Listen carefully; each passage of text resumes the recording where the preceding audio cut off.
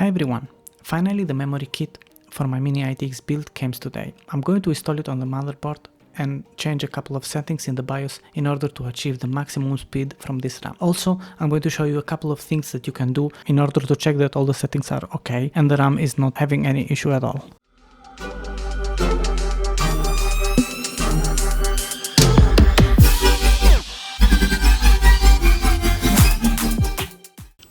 Okay guys, as you can see, I've installed the RAM and I will leave everything disabled and everything on auto because I want to check if this kit is having some issues or not. I suggest you guys before start tweaking or before start doing overclocking on the RAM to check first if they are having errors on the default settings. Because if everything is okay there, then you can start overclocking or applying the XMP profile or the DOCP profile. It depends on your motherboard. Some motherboards will call XMP, some others will call it DOCP. For example, the Asus motherboards, usually they call it DOCP. So I will leave everything as it is and we will start the system to check how it's going to be the performances with the default settings. Okay guys, as you can see, Windows is showing us the speed of the memory, which is the default 2666 MHz. And if you install and open the CPU-Z, also here we can check the DRAM frequency and also the clocks on the default settings. I will do some testing also with a couple of games and we're going to check how it's going to be the performances with the default settings. But before doing that, first of all, I suggest you guys to use a couple of tools to check if the memory is having errors on the default settings. That might compromise all the overclocking and all the stability of your systems. You can use a lot of tools that are OCCT, MEM test, and so on. So for a peace of mind, I suggest you guys to test it at least for 24 hours. I've tested with the default settings my memory kit for 24 hours and no errors, nothing strange. So I'm going to start the testing and after that also we will start applying the XMP profile on the BIOS. Okay guys, here we have OCCT. Just to show you quickly how you can do the test, just select memory, leave everything as it is, just if you want to check it quickly.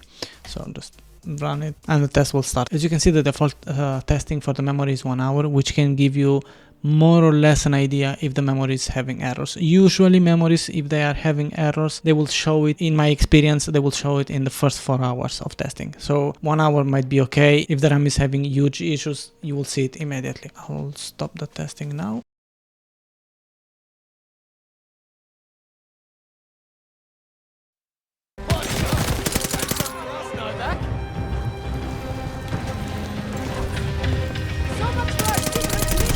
Looks like we're doing this the hard way. Get on the other trains and flank those crowds.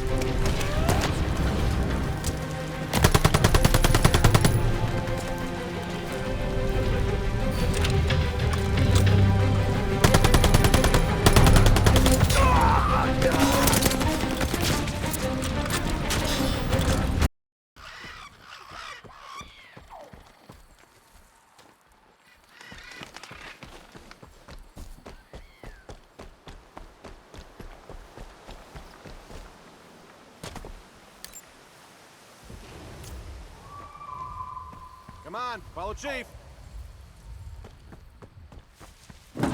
Hey.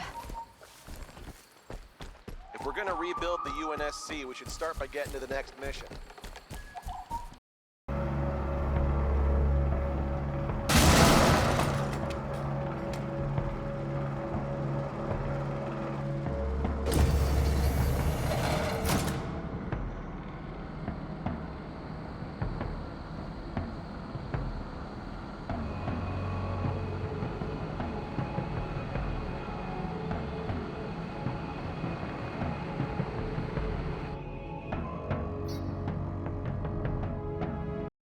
Okay guys, let's jump back to the BIOS and now I will activate XMP profile. So profile 1, which is the default memory timings.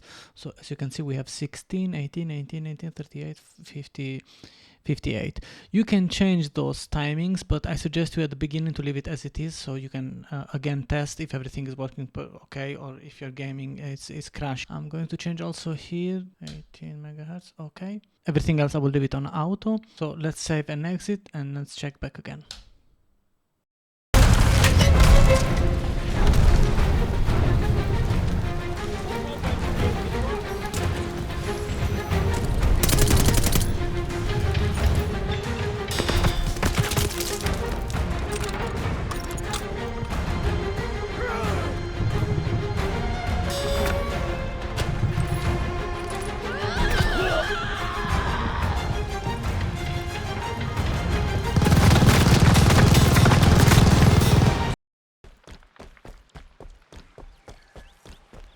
Lead the way, sir.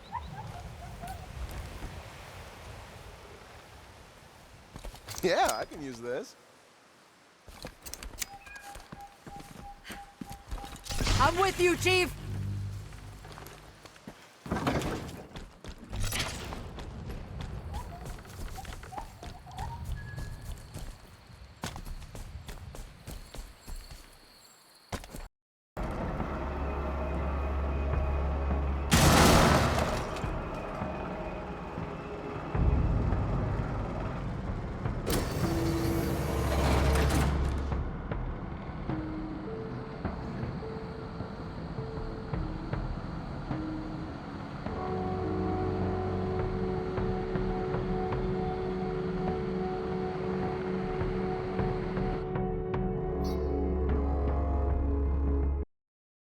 This memory kit has also RGB lighting, which I'm not going to use because I have installed it in my Mini ITX build, so I'm not going to see it anywhere. But if you are interested, there is RGB lighting too, which you can control it with the memory, with the app MOD, which I don't particularly like, to be honest. There are some useful info, yes, but I don't seems to be really useful. So instead of this application, I'm going to use the Signal RGB app, which I find it to be really intuitive, and you can apply a ton of effects. You can, for example, dim the brightness, can disable or enable. My suggestion is to use Signal RGB instead of the proprietary ballistics utility.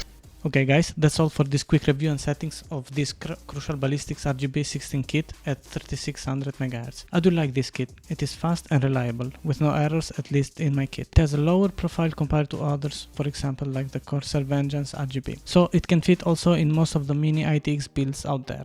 And yes, it has also RGB too, if you are interested in that. I highly recommend testing them at the default frequencies for 24 hours at least, and after that apply the XMP or DOCP, depending on your motherboard, default profile, which is certified, and you will get great performances in gaming or in daily uses with no issues. Now, is 60 gigs enough for gaming? Well, in my opinion, yes. And no, let's say depends. If you want to do more with your PC, like streaming or video photo editing in case, and you want to be kinda future proof, in that case a 32 gigs kit might be the solution that best fits your need. If you enjoy watching this video, I would appreciate if you hit that like button, share the video, subscribe to the channel for more content like this, and turn on the notification bell. Thanks for watching.